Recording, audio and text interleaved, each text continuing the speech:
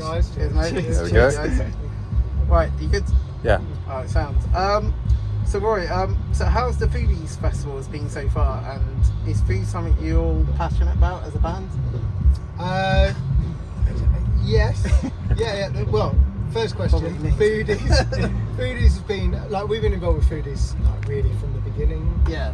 Like through Emma and the Musicians Against Homelessness charity. So it's been amazing to support it and see it get so big over the years because it's monstrous now. It's like 18 venues, right? So that, yeah, this seems to be going from strength to strength because it's amazing. It's such a good like, day out for a family. You know, exactly. Yeah. It's you know for you can come along for like 50 quid for your family. You can't do anything for 50 Yeah, quid. you can't. You can't. Yeah, so- exactly.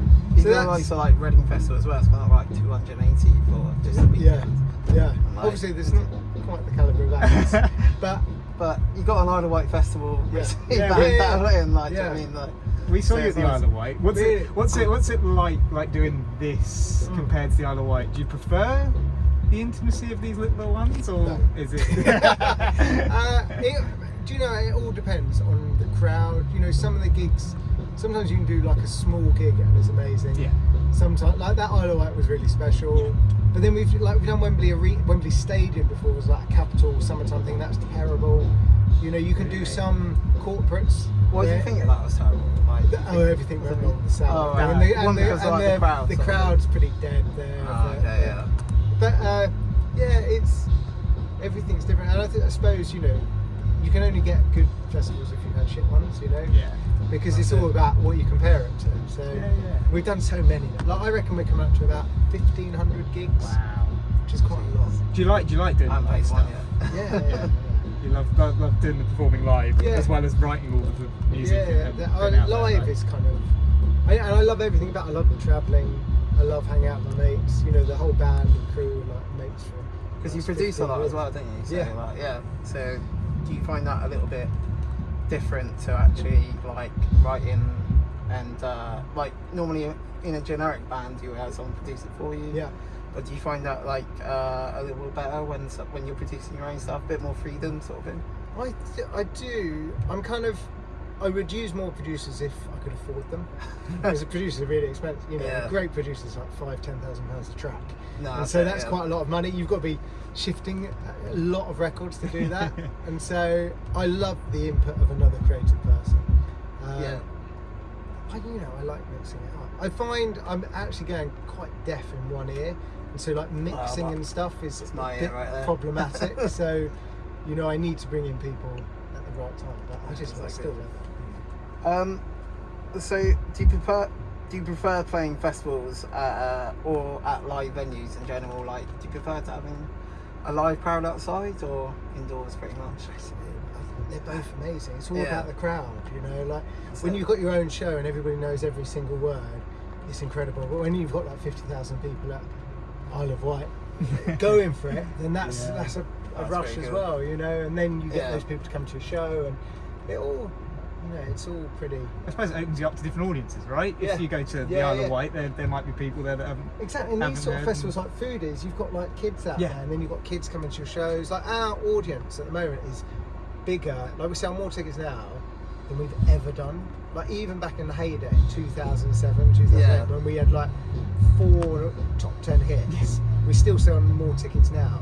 16 Is that years because on. you got like the older people and maybe their kids as well? Yeah, it's like Well, we've got this purple patch where Yeah. kids who were forced to listen to us as youngsters are now getting to it. Because Yeah. like we that first album of ours sold 1 million CDs. Yeah. There's Yeah. 1 million bits of plastic with like "She's So Lovely" on.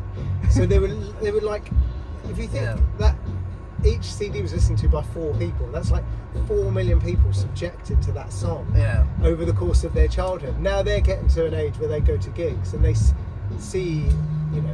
What 'Cause their they were parents less- been they were playing less- in so long. Yeah. I can't Well, believe that was 16 years ago as well. Like so yeah, a Yeah. whole generation has grown Yeah. up in some ways, and Mm. now a new generation and then, comes through. and their parents are still coming to the Yeah. gigs as well. So you've got like, you know, we've got this, it's a mad, you know, it's like, Well, it's funny, I was just saying to James, like, well, we're both like 28. I used to go in, don't want to take it too dark.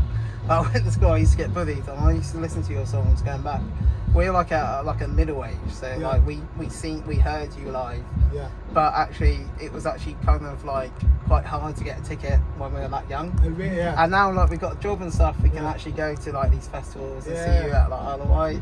Yeah. Like I was way too young to go to a gig. My mum was like Yeah. very protective. Yeah. She didn't trust me. Well, she don't really trust me now. But but yeah, it's sort of that kind of like sort of vibe. So like, I'm glad that I got to see you guys. I think it's the third time I see you tonight. So. Oh, really? Amazing. So, yeah, it I means have the to world to apologise us, for yeah. missing that fucking interview in Tatton Park.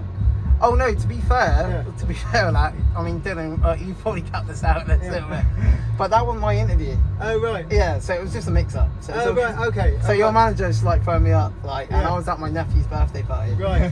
So it's Oh, like, right. Okay. Fair yeah, enough. so I just got a random phone call I saying was like, just you're, driving. I ended up taking my kids to Yeah, no, that's Alton cool, man. Towers Yeah. that day, and so I had them, and then my daughter's 12 going on like fucking 28 and had a hissy fit as we were leaving, and so it took an hour and a half for us to leave, and then we missed that Oh thing. mate, it's fine. Like it's understandable. You got kids and you're trying to do what you love as well. So Yeah.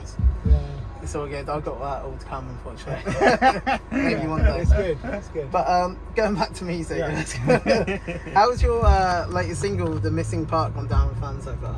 I think people are loving it. It's like streaming wise, it's done better than anything we've done for a long time, and yeah, I fucking love it. And you played at Isle of Wight Festival as well, did you? Or you No, been playing? did we play? I think we might have played the other one. Oh, It's a okay. ballad. I can't remember. Yeah, We're playing the Missing Part tonight. you playing it tonight. And so, and it's like, hopefully you'll see people go mad for it. Basically, I do bribe them to go mad for it. I like say, if you don't go mad for it, we're not going to play She's So Lovely. So they kind of go for it, but there's still like an extra mad for it. So No, I of think course. we're working really, like, it's so hard to break songs these days. Yeah. And so we've got loads of different sort of TikTok Yeah. strategies and things to try and. That's the thing, though, Yeah. isn't it? It's sort of like all relied on social media. At the moment, Yeah, isn't it? and it's Rather like we're than, signed to Sony, Yeah. and even them, it's still like you're still struggling. reliant Well, on like. It Yeah, changes every few Yeah. months, doesn't it? Yeah. What the way to promote stuff and how Yeah. to get it out there. So I Totally. mean, you've probably seen all those changes. And we were the biggest band on MySpace. MySpace, I'm not even which joking, isn't we were around the biggest anymore. unsigned band on MySpace. I can't remember Bebo, but that's like that's going back a few years. Bebo and MySpace are about Yeah, Same Bebo era, came out right? after Just a bit MySpace. We after. never, Yeah. we concentrated on MySpace. Like, Then Twitter came along. Which one? Twitter. Yeah, Literally out of That's the nowhere. thing, Twitter like and Facebook.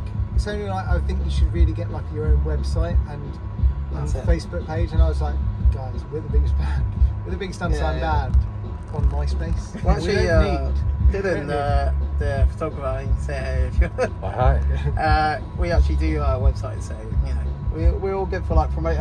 We still Okay. think like website promoting is pretty cool. So. Yeah, totally. It's Yeah, all yeah. that, you know, website SEO and stuff like that. Yeah, exactly. Yeah. But it's not about the music anymore, is it? It's Yeah. like I think that's what kind of I think if you have a truly magic song,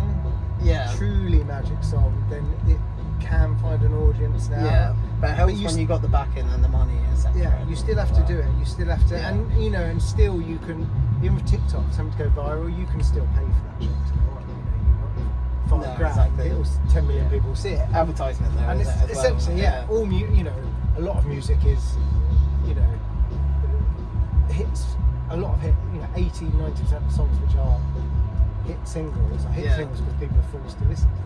And No, you know, if exactly, they're yeah. good, they're at a certain level of catchiness and Yeah. production. You hear it on But, adverts as well, don't you? You Yeah. hear it on stuff like that, and you can't help but listen to it. Is that Whatever important to you though, that a song, apart from the financial side, that gets that big, or is it more the actual writing and the message that you put behind it that you prefer in that?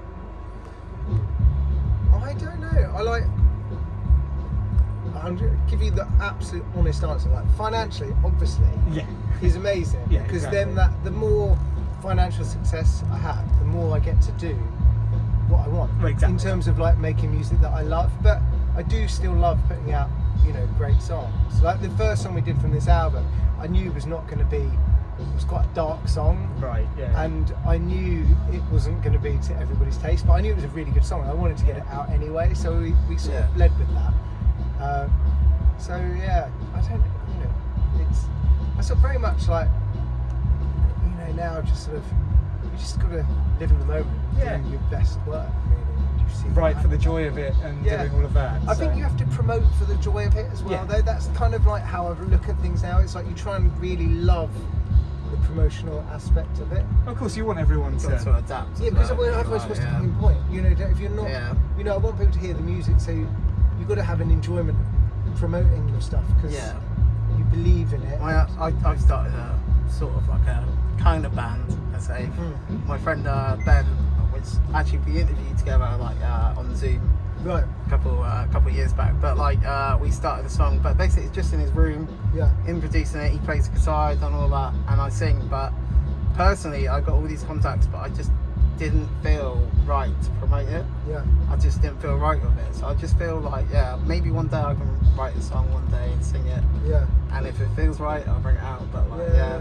And it, do you know what? It's so difficult because you have to have the money, like you said previously, to Yeah. actually promote the song, get people to see it. And, Yeah. but you know, even if you can be the best singer in the world, and you can be like not seen, so that's the thing. Yeah, I would say like with TikTok, one of the good things about TikTok is if you do something that, if you've got a song that is really good, Yeah. and you can put that with a good idea, like a really good idea, and especially if you guys are in like, I don't like TikTok personally. but if you're in that world where you Then create yeah. content, if you can create Yeah. a great video, Exactly. which will make people, you know, which gets you in the first 5 seconds, and you got a great song, and it's interesting, I do think that opens it up now Yeah. to anybody. Yeah. You know, That's you've it. got to be able to create that content, and your song has to be fucking good. And you've got to follow that with more fucking good songs, and you've got to really love it and do it as a passion. But I've watched 4 or 5 artists over the last couple of years who've smashed, like they're on 5 million monthly listeners, so they're making like Yeah, yeah. 10,000-20,000 pounds a month. I think I'm just on on their 12 monthly stream. listeners on Spotify. Yeah, yeah, it's depressing. It's really hard to get past that, you know. That's it. Yeah. Let's go about that. Your new album, The Place We Used to Meet. That would have been a weird album. Yeah. Album, That's Place We Used to amazing. Meet. still 3 months or Misheard so to lyric. change it. Yeah, the place we used to mate. Oh. That's one of it's out. The album's out on the 13th of October. Are you excited to share this with fans? And will you be playing any of the new singles tonight? We are going to be playing Missing Part Yeah. at the end. I think that's probably the only one. Have a look at what the rain's doing. Oh yeah. But yeah, on the tour, we've got the tour, we'll be doing probably a handful of them. Yeah. Yeah, I think it's, you know, the best album we've done, you know, for a long time. It's Yeah. some amazing. It's the first proper original album we've done for like almost 4 or 5 years. So there's some really Yeah. good songs and A bit more freedom, sort of thing. Yeah. When was Yeah. this? Was this like, because we spoke to a few bands before. Was this written because we've had lockdown, COVID, all that stuff? Yeah. Was this written throughout that, or has this been just written in the last year? Like, how long have you been sort of working on it? Would you say? You done the covers album as well, didn't you? That Yeah, was in we did the between, covers like, album Yeah. in lockdown. That was Yeah. pretty sick. That was to be fair. pretty. That was actually enjoyed that. Has this So, been like Yeah. an idea that's been brewing since then? Because it's No, been it's a lot of just like time. we just, or... you know, I mean, Scout for Girls has always released a record from 2005 to here. We've released a new original song every year, Yeah, yeah. whether it's an album or a single or an EP. So that's what I do. Like, you're a creative person, Yeah. you do it. There's a really good song which is going to be the main single, which we're going to do the proper release for, which everyone said is like the best song I've written since Insane Love Song. You know, other people. So we're excited for that to come out. And then, so I had that, and then it was like, there were a couple of other songs. There was a song we played on the last tour, which we got like this dance remix, which sounds really banging. So the first 6 songs on the record are just the best songs we've done over the last 4 or 5 years. And then the sort of second half of the record is actually flows all like from track 7 all the way to track 12. There's like one piece of music. Yeah. And it's like 6 songs there, but I've sort of worked them in together. So musically they work, and they're kind of quite personal. And yeah. So I think It's like a little symphony at the end. yeah, sort of. I wouldn't go that far. Yeah, yeah. But they work really well. So I was going to ask one last question because it was just about your tour you mentioned earlier.